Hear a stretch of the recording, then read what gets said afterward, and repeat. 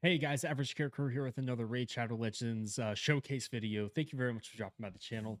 As always, I really appreciate it. I just wanted to say again, I'm going to keep saying it, that I really do appreciate all the support and feedback and interactions and views and follows that we've been getting over the past couple days now. It's awesome, guys. I really do appreciate it. This is a hobby for me. At the end of the day, I have a full-time job that I really enjoy.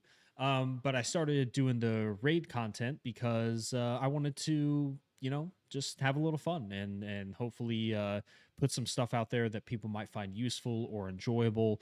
And the feedback I've been getting lately has been really awesome. I appreciate all of you, even the stuff that you're calling me out on. Like I'm gonna try not to burp anymore when I record my videos, so I appreciate it. I appreciate all of it. But one piece of feedback I got, not really feedback, it was a suggestion, was to do a video on Silvain the Paramour.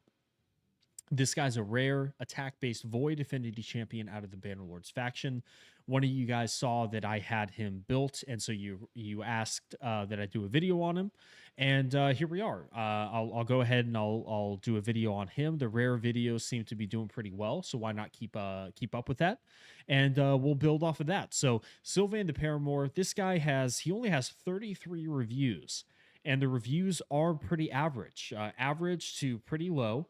I'm going to withhold what I think of this guy until the end of the video. I want to leave a little bit of mystery in there, but I want you guys to basically just tell me what do you think of it. So we're going to show him off in a couple different areas.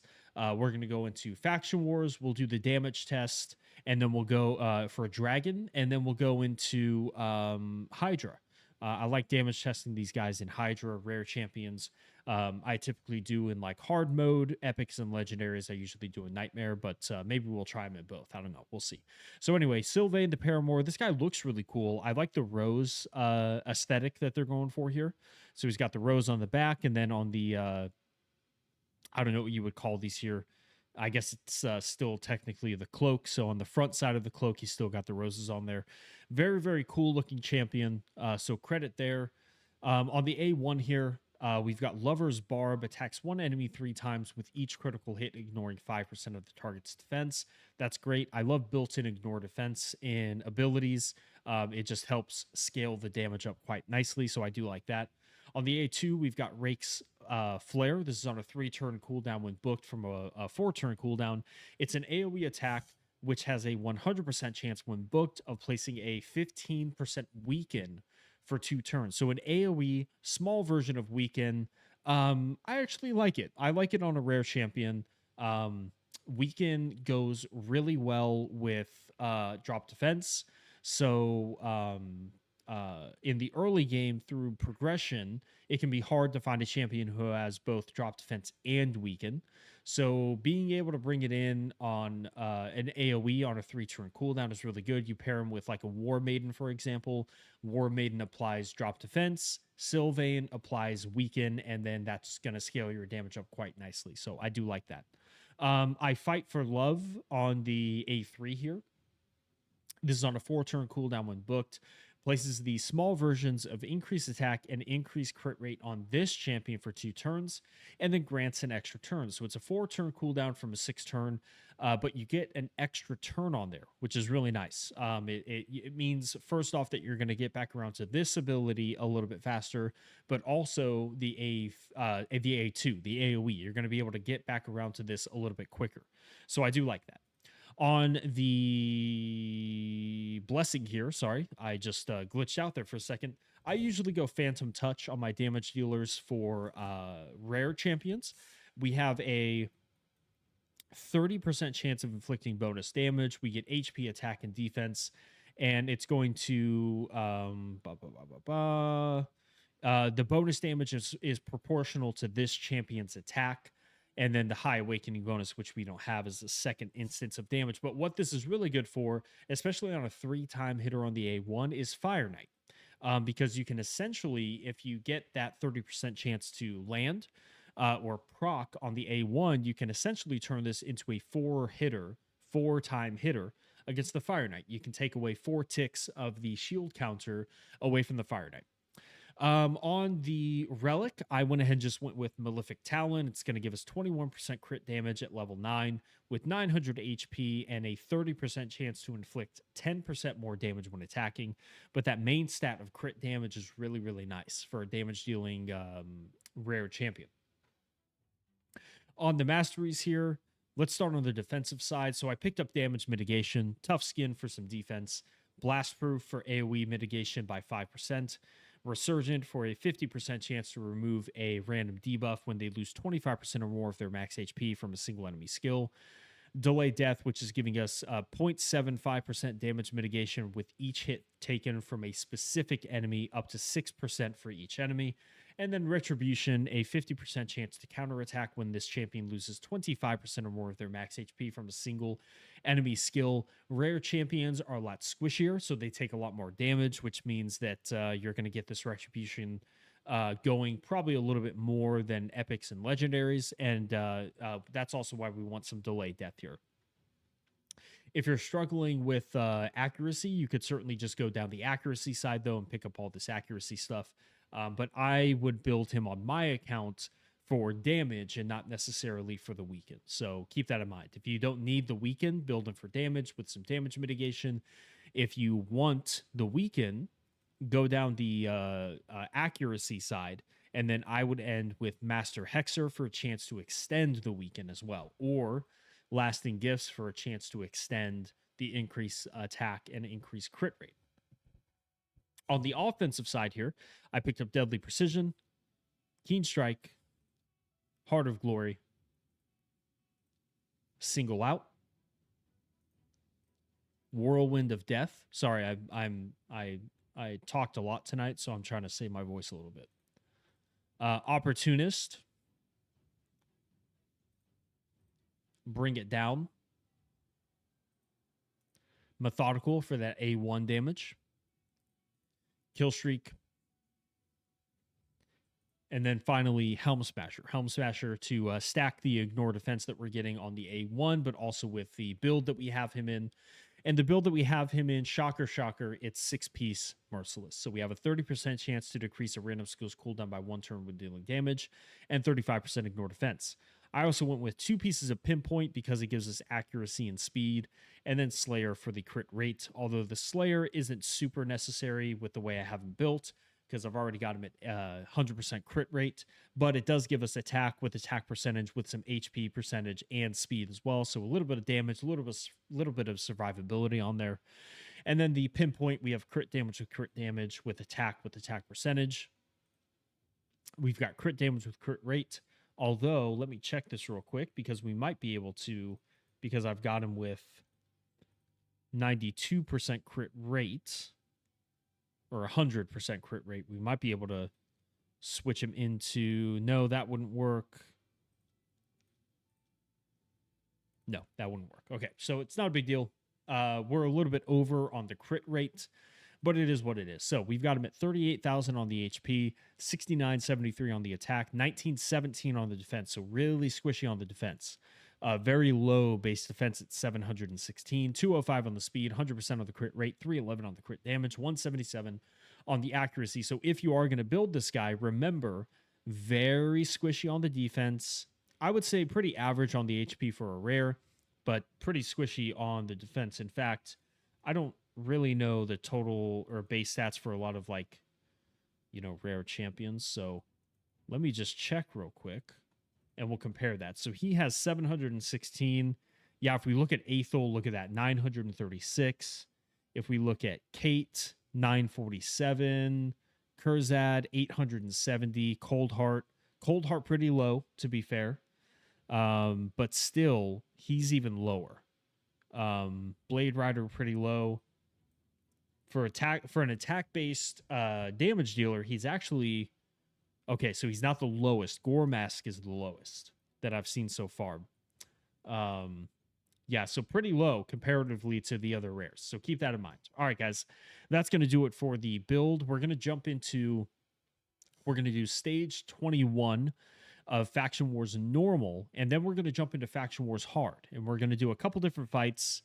So we've got Stag Knight's going to be our drop defense and drop defense and drop attack champion.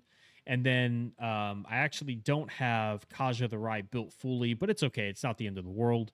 I might switch over and do and make sure she's fully built when we go into Faction Wars Hard, but it is what it is. And then I'm actually not going to lead in with the A3 here. I'm going to go in with just the A2, and I'm going to see how much damage we can do. So let's go ahead and take this in, and it's still pretty good damage. So we almost one-shot everybody. We got a little bit of HP left here, but overall, I would say pretty solid damage. Let's go ahead and take you down. We'll start with the A1. Boom, 24,000. And then we take him out. So now we could, unfortunately, let's go in and we will use it this time. So let's go increase attack and boom, look at that. We one-shot the wave. Very awesome. Now we can A1. Perfect. Let's go increase attack. So the big version of increase attack. Block damage. No drop defense. We'll just A1 again. Boom. Look at that. About 100. And what would that be? 130, 180,000. Not too shabby.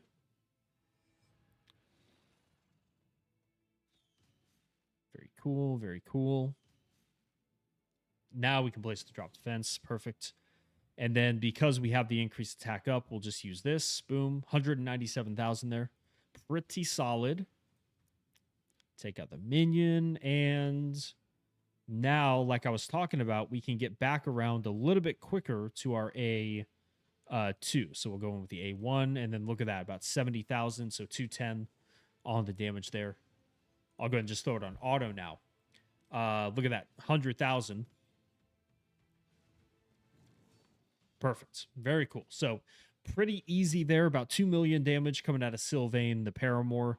Yeah, solid damage. Solid damage. So let me switch over real quick. I actually haven't progressed super far through Faction Wars Hard.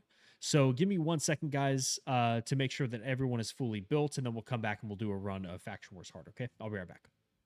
All right, guys, I am back. We're going to do stage 13 of Faction Wars Hard here. I went ahead and make sure that everyone was built.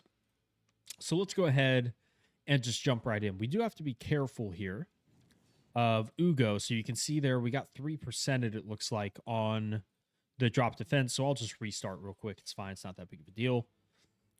And we'll do the same thing. There we go. Drop defense. And drop attack go out. Unfortunately, we weak hit here, but I don't think it's going to be the end of the world. So I'm actually not going to use the A3 here because I don't want the increased defense to get stolen by Uko. So instead, we are going to provoke, and thankfully we do provoke. And now we can go in and we can self-buff here with the increased attack. But see, he steals the increased attack. That's what you want to watch out for. But let's go ahead and slow it down anyway, and let's see if maybe we can punch through without the increased attack. Not quite, but still 106,000. Almost enough to get through the waves. If we had had that increased attack up, we would have been okay. So I'm just going to A1 here. We'll A1 there to get the make sure they don't get that revive off. And then we can just A1. So I think I want to worry about you. So unfortunately, with the decreased attack, we aren't able to get him or finish him off. Sorry. So we'll go. That's fine. We can revive here. Actually, let's cleanse first. Why didn't we cleanse those drop defenses? Interesting. And now we'll revive so that we can go in here and hopefully we don't. Oh, man, that was close. That's where that squishiness comes into play, right? We got to be careful. Double weak hit. A little bit of bad luck here. So we'll just go. Yeah, see, that's the problem with Uko. Oh, without that increased defense getting stolen, it would have been okay. But now we're going to have to worry about... Okay, not the end of the world. We'll go here. We'll go here. Maybe we'll provoke. And let's go AoE. Not bad. Again, we didn't have the drop defense up. Yeah. You can tell scaling into the later game, like the end game, Faction Wars Hard, he does struggle a little bit to stay alive. It's because of that low base defense. He's just going to take a lot of damage. Let's see if we can take you out with no drop defense, though. Not doing quite enough damage. So it's not like it's horrible damage, but look at that. Yeah, it just gets taken out, man. Just gets taken out. It's not horrible damage, but it's also not super great damage. That's fine. We'll go here. My Banner Lords aren't like super well built, to be totally honest. And Uko in all three waves is kind of obnoxious as well, to be totally honest with you. Thankfully, he didn't steal the increased attack that time. So now we have more of an ideal setup. So let's go ahead and slow it down, and let's see what we can do here. Boom, look at that, 231. So if you can get the setup right, this guy can hit hard. It's just that Uko was kind of throwing a wrench in our plans by stealing those buffs. So, but it is what it is. We do get the job done. Now we just have to throw it on auto and we'll be good to go. So if you can get the setup right, I feel like he does do pretty solid damage. It's just that you do require the setup. Whereas some champions might be able to come in and even if they don't have like drop defense, they can still come out and kill some enemies. But Silvain does require all the debuffs and the buffs when you go into the end game. Like if you're doing Faction Wars Hard, he requires those. But he still does 1.9, basically 2 million damage here. So solid damage. Look at that. We got 5 legendary Faction Wars fragments. I need to start farming this more. So I for Faction Wars normal, I would say solid. For Faction Wars Hard, a little bit harder to keep alive. You saw it there. You saw it there. Like he was getting knocked around a little bit by some of those waves. So anyway, that's going to do it for Faction Wars. Let's go ahead and jump into Hydra now. I do want to see how he does in, we'll start with hard mode first. And then if he does pretty well, we'll go into probably brutal or nightmare territory to see how well or how much it scales downward. So just give me a second to get a team put together and I will be right back. Hey guys, my apologies. I said we would go into Hydra, but I also said beforehand that we would test out the damage in Dragon Heart 10, which is what I normally do for my attack or my damage dealer. Sorry, I like to test them all out in Dragon Heart 10. So we're going to do that real quick, and then we'll jump over into Hydra. So I apologize. I lost track of what I was doing there for a second. So we'll place increased attack, increased crit damage, and you can see there that we get about 70 to 80,000 damage. So not bad on the ally attack on the A1, but now we can slow it down and let's see what we do on the A2 here. So we've got increased attack, crit damage, and fervor up, drop defense and weaken, and we do 210, 245,000 damage there is what I saw. So it's scaled up a little bit on the higher end, about 245, on the lower end, about 200. So not bad damage coming out of a rare. I would say it's pretty similar to like when I test Aethel and Blade Rider. And then on the A1, 68, 78 on a 3-time hitter. So about 210,000 damage, give or take. 210 on the A1. Again, not bad.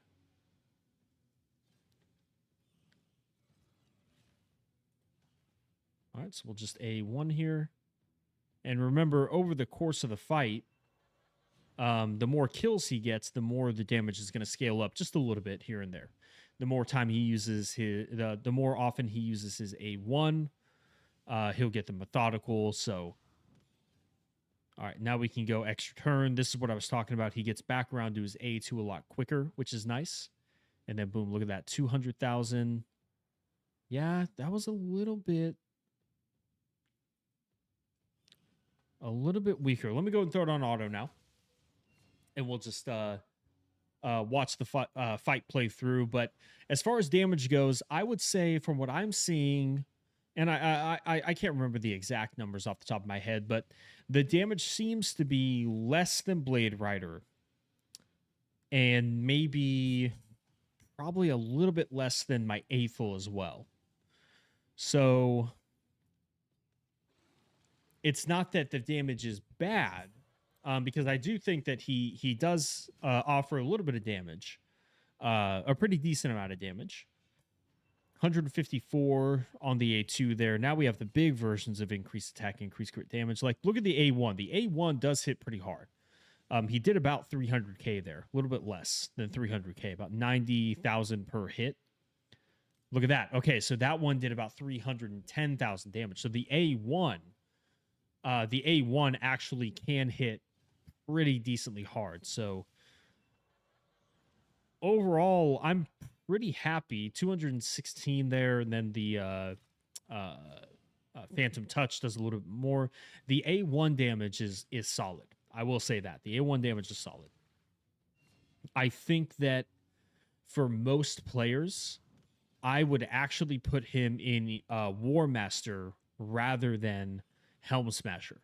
The reason why is because you'll get more damage out of a Helm Smasher proc than you would with the bonus Ignore Defense. So you can kind of see when Lydia does her War Master, 332,000 damage on a War Master proc. And we're doing about 76,000 there. So I think if, as far as the masteries go, I would build him with War Master, and you'll probably wind up with more damage potential against bosses that way. There it is. We get the job done. Yeah, 5.5 million, about 3 million out of Lydia and Mikage, 5.5 out of Silvain. So yeah, the damage is less than what I would typically see out of my rare attack-based damage dealers. But again, like 5.5 million in Dragon's Lair Stage 10 hard is solid damage. So even though it's on the lower end of what I've usually tested with my rare champions, it's still solid damage. So I don't want to discredit it.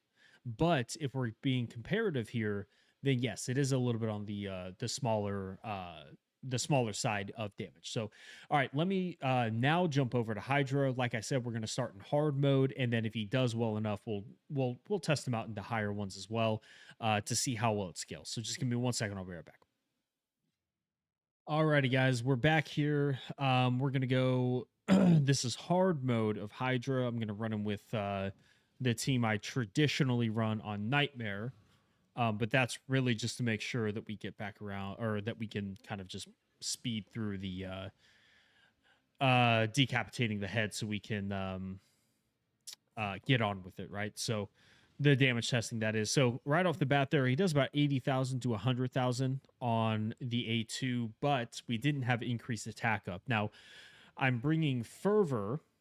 I'm bringing Fervor in to give us a little bit of a damage buff, but because he's a self-buffing champion, I thought, well, we'll just run him as his own damage buffing. So he's got his own increased attack, which is cool. And so he's going to be relying kind of on himself to deal as much damage as possible. So let's go ahead here with the A1. About 70,000 on each hit. Not bad. And we just need to get these guys down real quick. Boom, look at that. Perfect. So we got a couple of decapitated heads now. We can apply drop defense and weaken. And of course, we get 3%ed on the drop defense here, but that's fine because it went up on this guy. So let's do, we've got increased attack and we've got fervor. So we'll slow it down. Let's see what he does on the AoE here. Boom, about 590,000 damage on the AoE on a decapitated head. That's pretty solid. Pretty solid. Again, it's kind of hard not to compare him to like a Marius. I'm trying not to because Marius is a void legendary with an AoE on the A1. So don't mind that. Don't mind the Marius doing as much damage as he's doing, because that is pretty solid damage, I would say. And then we do about 270, or I'm sorry, 200 to 260,000 there. So also pretty reliable damage. About, what would that be? You know, around 600k on the A1. Pretty nice. We don't have to use that at all. And again, let's go in with the AoE here. So drop defense weaken up on everybody. And we have, actually, you know what? Let's just self buff, increase attack and fervor. Boom, 600, 440. Pretty solid. Pretty solid.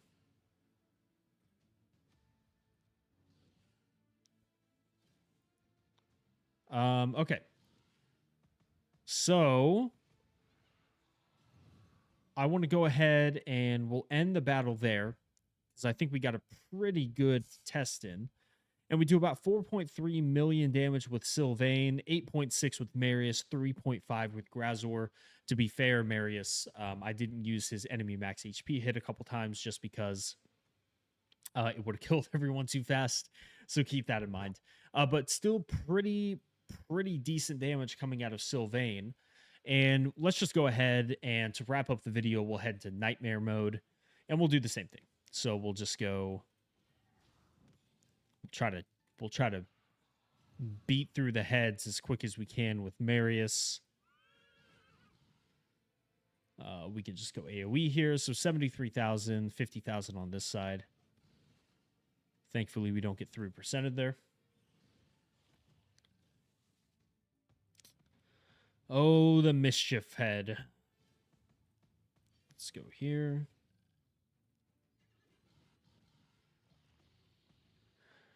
Oh, all right, so now we can self-buff, get back around to that AoE a little bit quicker. Let's go A1, 78, 57, 53. So with War Master, about 75. Without War Master, about 50,000. So 150 to 210,000 on the A1.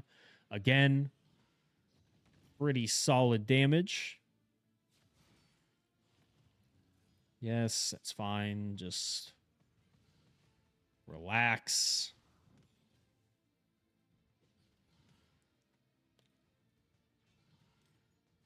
$158 there. And looks like they're going to get the cleanse off, but I think it'll be okay. They won't get Poison Cloud. And Marius should be back around to his enemy max HP hit pretty quick. That's a bit of a bummer, though. And the other thing to keep in mind, obviously, is that he's a squishy champion. I feel like it's important that I bring that up because he is going to be harder to keep alive, especially if you don't have a lot of really good gear. Like I feel like I have a lot of really good gear, which helps them to stay alive. But if you don't have a lot of really good gear, that you'll struggle to get these results until you have said gear, right? So let's go in with the A1 now. We've got drop defense and weaken over here.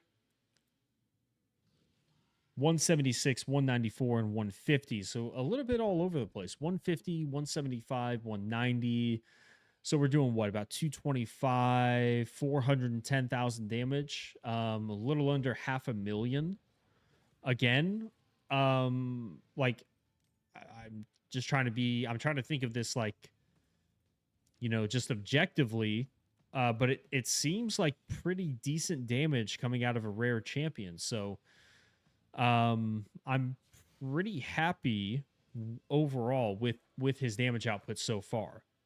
Let's go in with the AoE now. So we have the small version of increased attack. That's important to remember. This is not the big version of increased attack. He's self-buffing with the small version, but we have the small version of increased attack and fervor.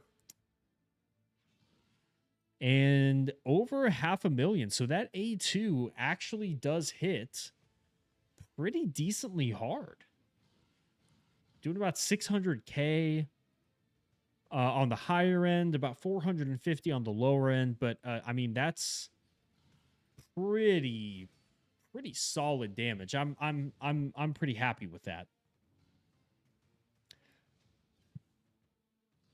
So he only gets one hit in there because of the new rules that they have. New rules, not really new anymore, but so about roughly 600k on the A1.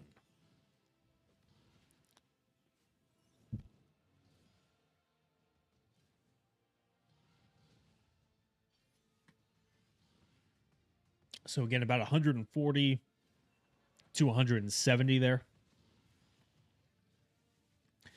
And let's go ahead and end the battle there. Let's see how they do damage wise. So 23 million coming out of Marius. Of course, he's a 3-time enemy max HP hitter. So it's hard to keep up with the Marius, but he does do 4.7. But you can already see where in normal, in hard mode, he actually outdamaged Grazor, who also has an enemy max HP hit. But now that we've gone into Nightmare, his damage is scaled down a little bit and his is scaled up a little bit. So you can see kind of the trade off. Definitely solid in the early stages of Hydra. But once you start getting up into let me regroup there. Don't want to accidentally use that key. So in normal and hard, I think pretty solid. I'm pretty happy with the damage. Once you start getting into brutal nightmare, however, starts to fall off a little bit with the damage. Obviously, you would expect that out of a rare champion. So, all right, guys, I'm going to go ahead and wrap up the video there. I do want to give my final thoughts. I said I would. I was trying to, I think I probably gave some indications there of what I think of Silvain. I was trying to keep it like, I wanted to be fair, but I also wanted to commentate a little bit. Overall, is Silvain the Paramour worth building? I would argue probably not. His damage does seem to be a little bit on the lower end of rare champions, at least the ones that I've built. I think he's serviceable in faction wars for progression, but I just think that you're probably going to find pretty quickly some other better options. Like if I just look at some of my epic options here for Banner Lords, you've got, I have like Gerhard the Stone, but, Archmage Helmet, a good epic option. Stag Knight can even do some sneaky good damage if you put him in a damage build. So, if you're progressing through faction wars and you want to take him up, I would probably say take him up to level 50. Use him as a damage dealer to progress a little bit through faction wars, but I probably wouldn't invest. I probably wouldn't invest masteries into this guy. Books are one thing because I think rare books are probably a little bit easier to farm, but masteries are expensive, man.